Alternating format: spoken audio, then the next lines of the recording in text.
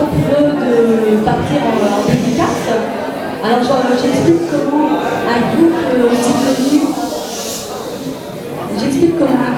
connu, que Japan Road dans mon histoire, et comment ils organisent leur sécurité.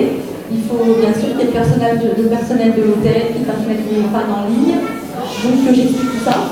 Et alors bien sûr on voit les fans qui sont totalement contents.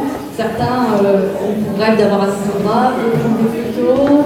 Il y a c'est l'occasion de faire plein de petits portraits de fans. Il y a des fans qui viennent juste pour les apercevoir par curiosité. Et il y a des fans qui font des dessins, donc qui veulent leur tendre des dessins. Il y a dans mon histoire une fan qui a customisé une petite poupée à l'effigie du chanteur. Alors elle est contente de lui montrer. Il y a aussi un fan qui est d'ailleurs qui est de Tonnerre et qui va au lycée Chevalier Léon. Donc lui, il est sosie du chanteur. Donc j'explique qu'en fait c'est le petit copain de Charlie et il l'appelle le Chevalier Léon. Donc il y a tout ce monde-là qui se retrouve sur la plate-bande de l'hôtel. Et ensuite, le groupe part donc enregistrer ses émissions. Donc j'explique comment est organisée une interview TV avec les journalistes, comment ils enregistrent les émissions, comment on doit d'abord réserver auprès d'une agence qui s'occupe du public, et comment tout ça se déroule du côté des fans. Donc bien sûr, les fans sont super contents.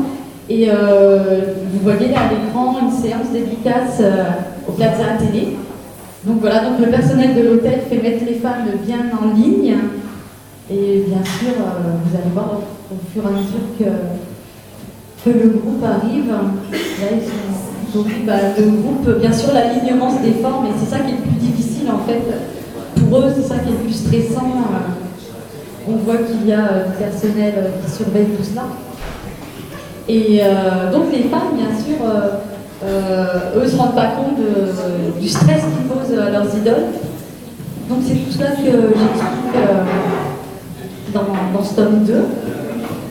Et bien sûr, lui, le groupe comprend que les fans veulent en faire autant parce qu'eux-mêmes ont fait ce genre de choses quand ils étaient jeunes en Allemagne.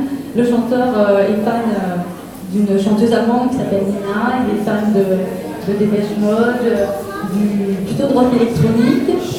Et à l'inverse, le batteur aime plus le hard rock et Johnny Cash. Et pour illustrer ça, Dominique Hand va nous chanter Personal Jesus, qui est une chanson de Johnny Cash qui a aussi été reprise par Dépêche Mode.